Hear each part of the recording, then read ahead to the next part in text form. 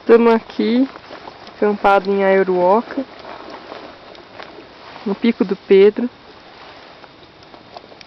E tá rolando uma fogueira, tá bem frio. Caio disse que tá marcando...